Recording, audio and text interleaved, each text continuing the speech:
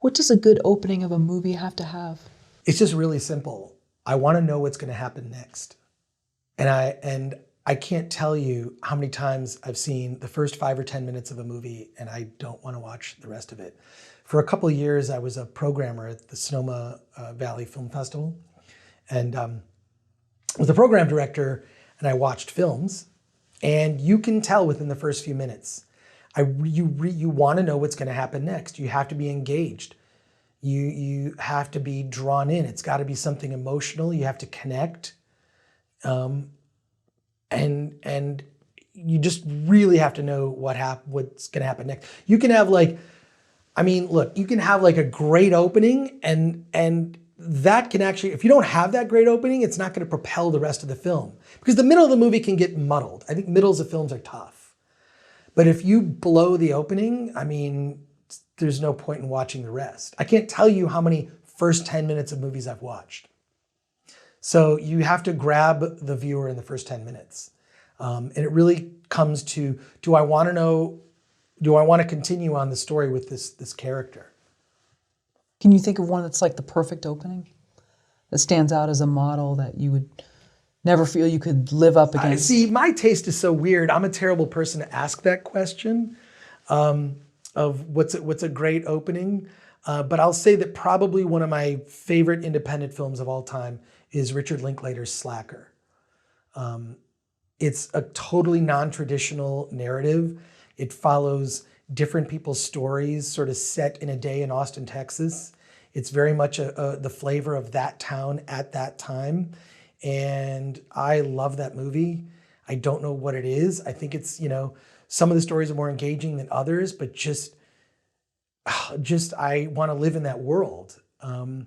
So that's a terrible example because it's not a traditional narrative structure. It's a series of pieces of stories leading you through slice of life, truly slice of life. But God. What are 3 mistakes that most filmmakers or screenwriters make in the first act of a film? I would say that the biggest mistake that I see that a filmmaker will make in the first act is sort of a lack of world building to me. I would say that this probably applies more to genre pictures. World building is incredibly important to set up those rules, set up expectations, and defy those expectations. And if you have not established that, nothing in the rest of the film is going to work. So in that first act, world building, incredibly important. What are you looking for in a story? What I always look for in a story is take me on a journey and make me feel something. I want to feel moved. I don't have to agree with everything in the film, but I want to be taken on a journey where I'll feel different out the other side. I think the films that have always impressed me the most are the ones that have just made me look at life differently. There's a short list of films that fit that category. I would say that Spike Lee's Do the Right Thing is one for me that I remember when I saw that film when I was a kid, it blew my mind. It changed my perspective of the world. It has an incredible opening scene with that music blaring. It's just it's that title sequence is so incredible.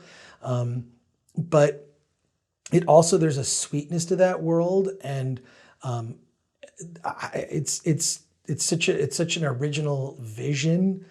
I don't know, I remember seeing that film and just feeling different afterwards. And that applies to other more mainstream movies like a Star Wars, or a Lord of the Rings.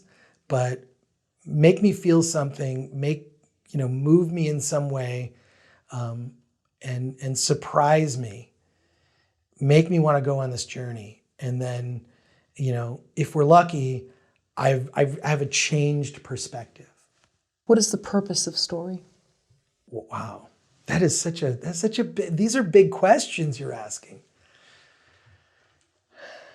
I really believe that the purpose of story is for us to experience things we may never experience in our lifetime, as a way for us to heal based on our own personal experience. So experiencing a story that may have to do with the death of a loved one may help myself deal with the loss of a loved one in my own life. I feel like there's almost films, when I've talked to friends and they'll say they're going through some, trouble, whether it be work related or, love life or whatnot, or something tragic that's happened, I often prescribe a movie because through the experience of a character in a film, we can help heal a part of ourselves. And that's what I think story is about, to impart those lessons in a way that's safe. I've never been to war. I've never experienced what it's like to be in war. I've had relatives. My grandfather fought in World War II. He was in the Navy. I had an uncle who was in Vietnam. Having never gone through that experience, I won't know what that's like. But having experienced films like Saving Private Ryan, Dunkirk, some of the great war films, Platoon, among others, Oliver Stone's Platoon, those visceral war films really put you in that seat. Full Metal Jacket by Stanley Kubrick, so that comes to mind. I'm grateful that I've never, had that kind of experience. But I do think that really the purpose is to teach us things and to hopefully teach us something about ourselves. And a really good movie, it's just a very personal experience. That's why I think people get offended by bad reviews. And by that I mean, as someone who has spent a good chunk of my career as a critic, what's weird is the reaction of people when they look at your reviews. For example, no one gets angry at someone who gives a bad review to a car in Consumer Reports, or a bad review of a food from a restaurant, right? But when it comes to something like film, if you give a bad review, it's like a personal attack. But I believe I like when someone has a completely different opinion from my own. I feel it's an opportunity for me to learn something about that person.